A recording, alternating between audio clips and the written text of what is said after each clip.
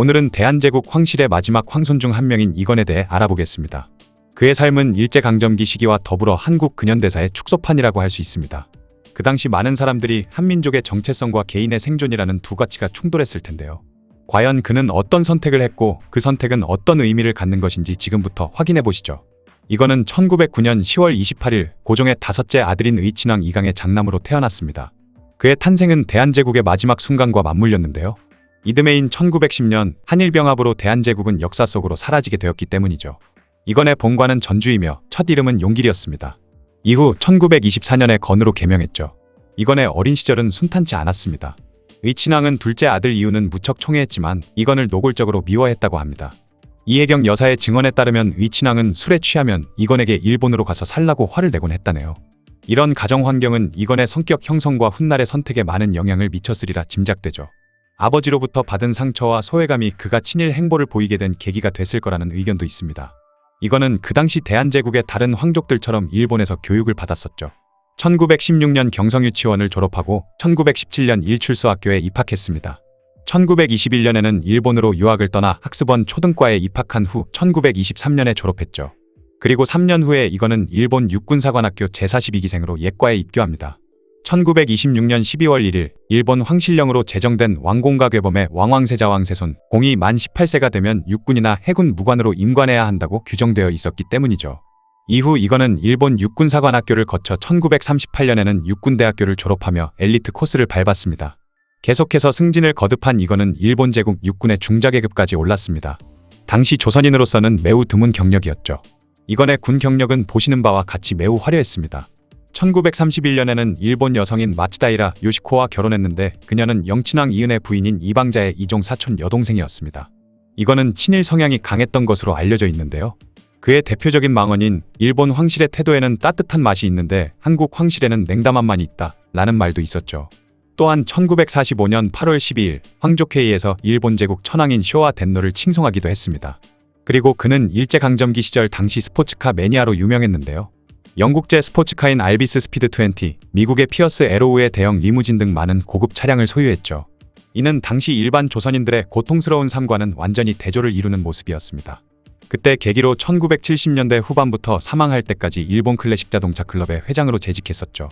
아무튼 일제강점기 시기에 이건의 삶은 많은 논란을 낳았습니다.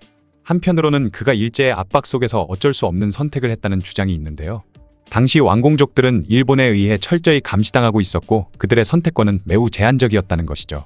그러나 이후의 행적들까지 들여다보면 누가 봐도 이건이 단순히 생존을 위해 협력한 것을 넘어 스스로 적극적으로 친일을 했다고 판단되기 때문에 욕을 바가지로 먹는 것인데요. 나라가 망해가는 마당에 그의 사치스러운 취미 생활과 일본 군대에서의 승진은 단순한 강요만으로는 설명하기 어렵다는 것이죠. 결국 1945년 8월 15일 해방 이후 이건의 삶은 또 다른 전환점을 맞게 됩니다. 1947년 신적 강화로 왕공족 제도가 폐지되면서 평민이 된 그는 모모야마 케니치라는 이름으로 개명합니다. 조선 땅으로 돌아가면 득될 게 없다고 판단한 건지 봉변 당할까 두려웠던 건지 본인 스스로 일본인으로 살겠다는 선택을 한 것이죠. 그런데 아이러니하게도 이 시기 이건과 그의 가족들은 큰 어려움을 겪었습니다. 그들은 시부야에서 단팥죽과 사냥젖을 팔거나 긴자에서 제과점을 운영하는 등 생계를 위해 고군분투했죠. 일본 패망 전까지는 특권층으로 영원히 천수를 누릴 줄 알았겠지만 패망 이후 순식간에 몰락해버렸기 때문에 어떻게 살아야 할지 막막함을 느꼈다고 하네요. 한편 남자를 엄청나게 밝혔던 아내 요시코와는 반대로 이거는 조용한 성격이었다고 합니다. 요시코가 긴자의 클럽에 취업한 것에 불만이 엄청 많았다고 하며 서로 자주 싸웠다고 하네요. 그리고 엎친 데 덮친 격으로 장남 타다이사가 자신의 친아들이 아닌 게 드러나면서 결국 1951년에 첫 번째 아내와 이혼하게 되었죠. 그러고는 다음해 마에다 요시코와 재혼했습니다.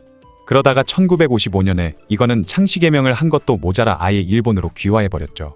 이는 많은 한국인들에게 배신감을 안겨준 행동이었습니다. 해방 후 잠시 한국에 왔을 때 이거는 이복 동생들에게 조선 왕족의 후예라는 것을 내세우지 말고 살라고 조언했다고 합니다. 이 말의 의도가 무엇이었는지는 정확히 알 수 없지만 이건 스스로 일본인으로서의 삶을 선택한 것은 부정할 수 없는 사실이죠. 이건의 이러한 선택은 그의 후손들에게도 영향을 미쳤습니다. 그의 아들 모모야마 코우야는 아버지의 출신에 대한 이야기를 들은 적이 없다고 말했으며 전주 이씨 왕실 모임에 참석하지 않았다고 하네요. 아마도 이거는 자녀와 주변인들에게 철저히 본인이 대한제국의 황족이었던 걸 숨기고 살았던 것 같습니다. 이건이 일본 황족에 준하는 대우를 받았다는 것에 대해서 친일 논란이 있었지만 2009년에 친일인명사전을 발간한 민족문제연구소에서 대한제국의 왕공족을 포함시킬지 말지에 대한 논란이 상당했다고 합니다. 결국에는 적극적이고 구체적인 매국행위를 일삼은 왕공족만 친일인명사전에 수록하고 영친왕 이은과 이건 그의 이복동생 이후는 수록되지 않았죠. 다만 다른 이들과는 다르게 이거는 광복 이후 곧바로 모모야마 케니치로 개명해버리고 일본으로 귀화까지 했다는 점에서 비판을 받고 있습니다. 그도 그럴 것이 함께 일본으로 볼모로 끌려갔던 이복동생 이후는 일본을 극도로 싫어하며 본인 나름대로 항일 행동을 했던 것에 비해 이거는 조국을 등지고 자기 안위만을 생각한 채 일본 편에 섰기 때문에 더욱 욕을 얻어먹는 것이죠.